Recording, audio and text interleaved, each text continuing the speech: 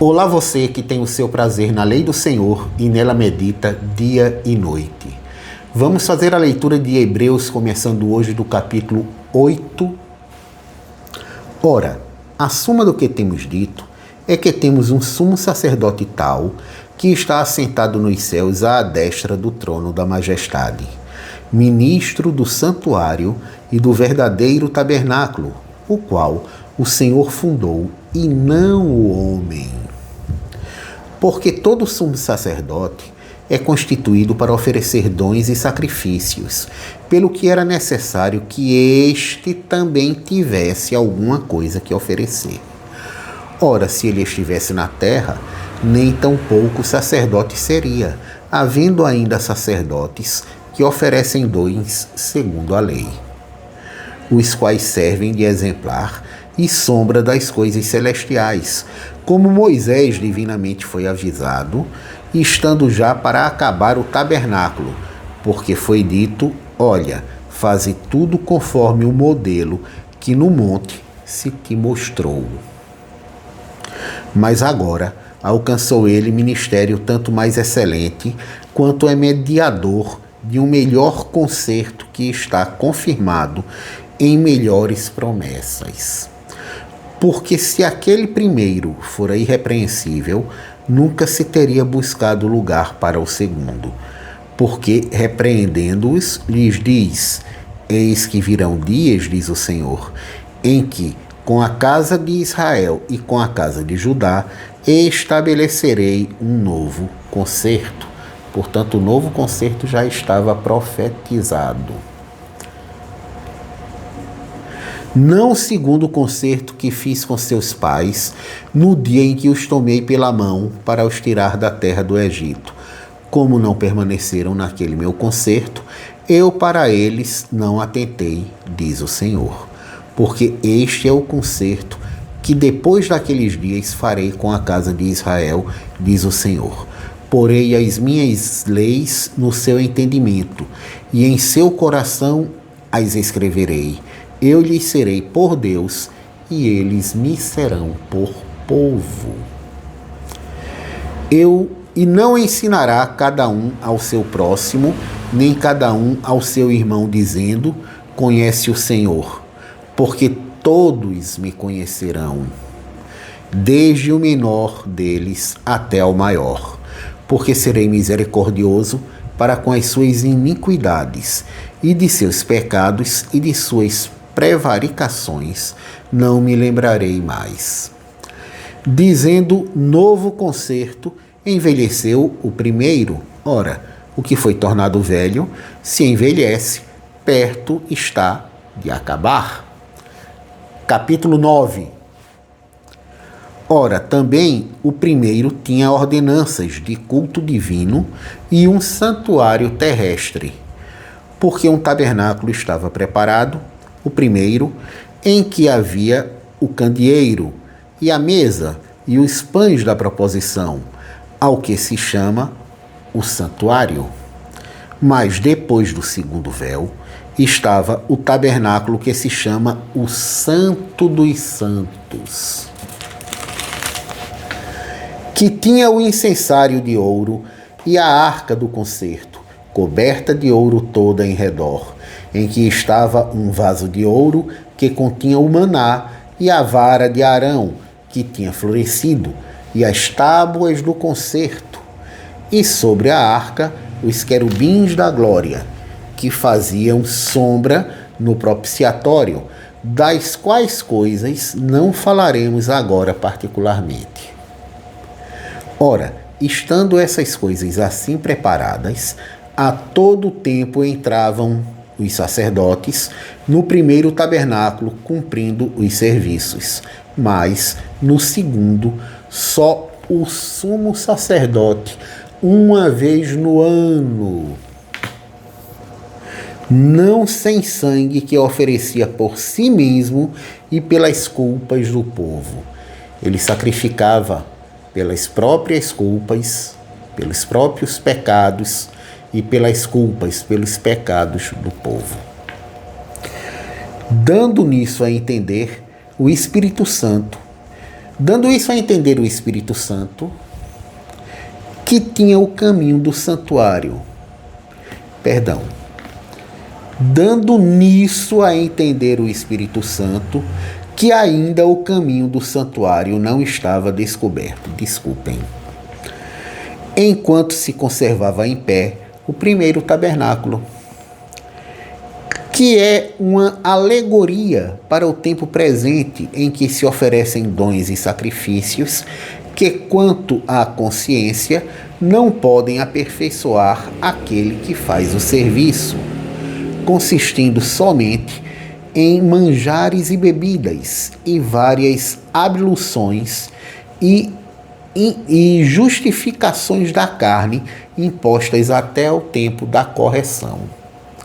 Mas vindo Cristo, o sumo sacerdote dos bens futuros,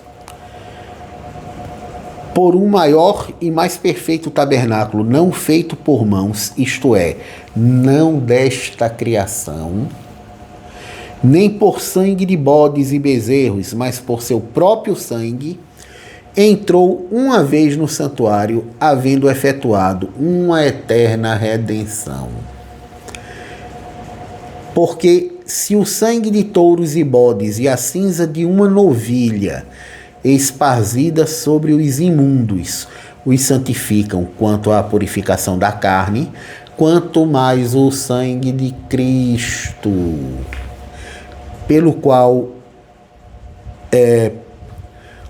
quanto mais o sangue de Cristo, que pelo Espírito Eterno se ofereceu a si mesmo imaculado a Deus, purificará a vossa consciência das obras mortas, para servirdes ao Deus vivo. E por isso é mediador de um novo testamento, para que, intervindo a morte para a remissão das transgressões que havia debaixo do primeiro testamento, os chamados recebam a promessa da herança eterna. Porque onde há testamento, necessário é que intervenha a morte do testador. Porque um testamento tem força onde houve morte, ou terá ele algum valor enquanto o testador vive? Pelo que também o primeiro não foi consagrado sem sangue, porque havendo Moisés anunciado a todo o povo todos os mandamentos segundo a lei, tomou o sangue dos bezerros e dos bodes, com água, lã purpúrea e sopo, e aspergiu tanto o mesmo livro como todo o povo, dizendo: este é o sangue do testamento que Deus vos tem mandado. E semelhantemente aspergiu com sangue o tabernáculo e todos os vasos do ministério. E quase todas as coisas, segundo a lei, se purificam com sangue, e sem derramamento de sangue não há remissão. De sorte que era bem necessário que as figuras das coisas que estão no céu assim se purificassem, mas as próprias coisas celestiais com sacrifícios melhores do que estes. Porque Cristo não entrou num santuário feito por mãos, figura do verdadeiro, porém no mesmo céu, para agora comparecer por nós perante a face de Deus. Nem também para si mesmo se oferecer muitas vezes, como o sumo sacerdote cada ano entra no santuário com sangue alheio. Doutra maneira, necessário lhe fora padecer muitas vezes desde a fundação do mundo, mas agora, na consumação dos séculos, uma vez se manifestou para aniquilar o pecado pelo sacrifício de si mesmo. E como aos homens está ordenado morrerem uma vez, vindo depois o juízo, assim também Cristo, oferecendo-se uma vez para tirar os pecados de muitos, aparecerá segunda vez sem pecado aos que o esperam para a salvação. Vamos agora ao capítulo 10. Porque tendo a lei a sombra dos bens futuros e não a imagem exata das coisas, nunca pelos mesmos sacrifícios que continuamente se oferecem cada ano, pode aperfeiçoar os que a eles se chegam. Doutra maneira teriam deixado de se oferecer, porque, purificados uma vez os ministrantes, nunca mais teriam consciência do pecado. Nesses sacrifícios, porém, cada ano se faz comemoração dos pecados. Comemoração, a gente já estudou, tem vídeo nesse canal. Sacrifício era churrasco. O cara levava um animal, sacrificava, uma parte da carne era queimada no altar, outra parte era do sacerdote, outra parte era de quem levou o sacrifício. Tinha farinha, tinha vinho, opa! Tá vendo o que era o sacrifício? Comemoração pelo pecado. Porque é impossível que o sangue dos touros e dos bodes tire pecados. Pelo que, entrando no mundo, diz: sacrifício e oferta não quisestes, mas corpo me preparaste. Holocaustos e oblações pelo pecado não te agradam. Então disse: eis aqui venho, no princípio do livro está escrito de mim, para fazer, ó Deus, a tua vontade, como acima diz: sacrifício e oferta, e holocausto e oblações pelo pecado não quisestes, nem te agradaram, os quais se oferecem segundo a lei. Então disse: eis aqui venho para fazer, ó Deus, a tua vontade. Tira o primeiro para estabelecer o segundo.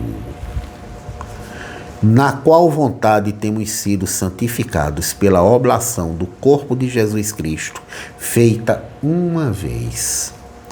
E assim todo sacrifício aparece, cada dia, ministrando e oferecendo muitas vezes os mesmos sacrifícios. Eu vou ler de novo, porque eu acho que eu li uma palavra errada. Se eu não li, eu repito. Se eu não li errado, eu repito. Se eu li errado, agora eu corrijo. Vamos lá. E assim todo sacerdote aparece cada dia ministrando e oferecendo muitas vezes os mesmos sacrifícios, que nunca podem tirar pecados. Mas este, havendo oferecido um único sacrifício pelos pecados, está assentado para sempre à destra de Deus. Daqui em diante, esperando até que os seus inimigos sejam postos por escabelo dos seus pés. Porque com uma só oblação aperfeiçoou para sempre os que são santificados. E também o Espírito Santo nulo testifica, porque depois de haver dito: este é o concerto que farei com eles, depois daqueles dias, diz o Senhor, porei as minhas leis em seu coração, e as escrevereis em seus entendimentos, acrescenta, e jamais me lembrarei de seus pecados e de suas iniquidades. Ora, onde há remissão destes, não há mais oblação de pecado. Não há mais oblação pelo pecado. Tendo, pois, irmãos, ousadia para entrar no santuário, pelo sangue de Jesus, pelo novo e vivo caminho que ele nos consagrou, pelo véu, isto é, pela sua carne, e tendo um grande sacerdote sobre a casa de Deus, cheguemo-nos com verdadeiro coração, em inteira certeza de fé, tendo o coração purificado da má consciência e o corpo lavado com água limpa. Retenhamos firmes a confissão da nossa esperança, porque fiel é o que prometeu, e consideremo-nos uns aos outros para nos estimularmos ao amor e às boas obras, não deixando a nossa congregação como é costume de alguns, admoestando-nos uns aos outros, e tanto mais quanto vedes que vai se aproximando aquele grande dia. Que grande dia, o dia da volta de Jesus.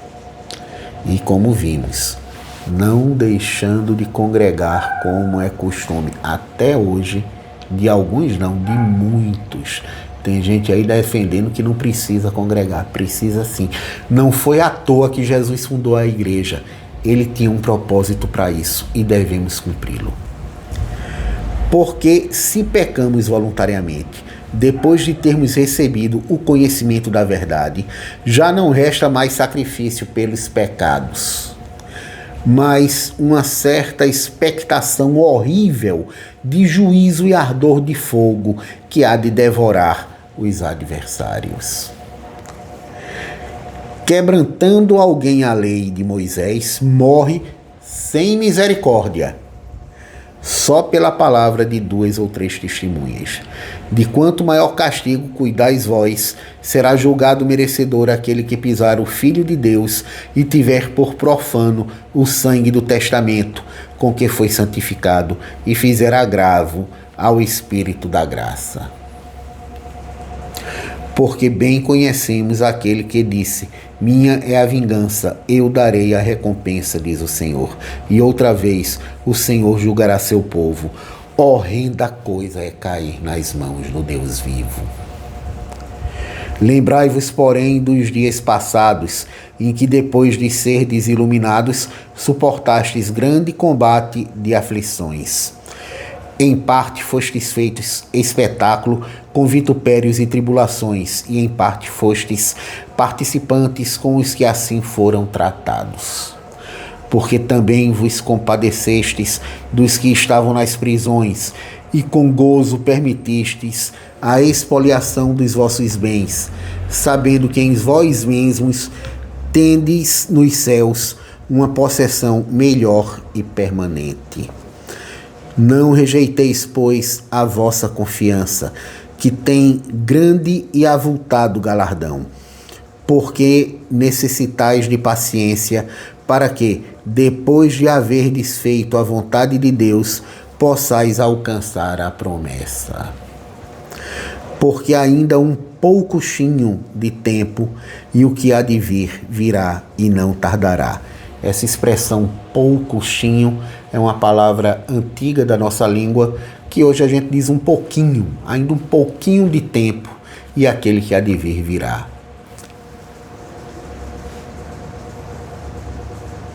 E não tardará. Isso lembra Abacuque, não é? Abacuque disse: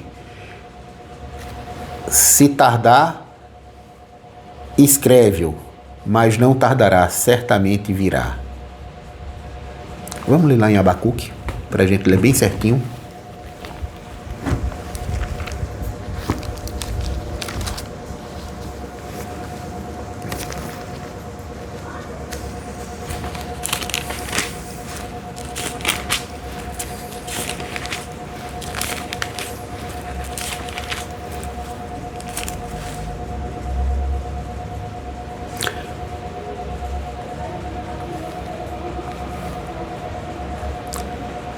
Se tardar, espera-o, porque certamente virá, não tardará.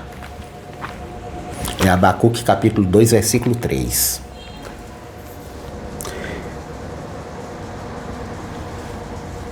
E a referência aqui em Hebreus é o capítulo 10, versículo 37. Mas o justo viverá da fé, e se ele recuar, a minha alma não tem prazer nele. Isso também é Abacuque, aqui o capítulo 2, versículo 4, e em Hebreus, o capítulo 10, versículo 38. Agora, o versículo 39, nós, porém, não somos daqueles que se retiram para a perdição, mas daqueles que creem para a conservação da alma. Eu sou daqueles que creem para a conservação da alma. E você? Fim do capítulo 10, encerramos o nosso vídeo. Louvado e engrandecido seja o nome do Senhor.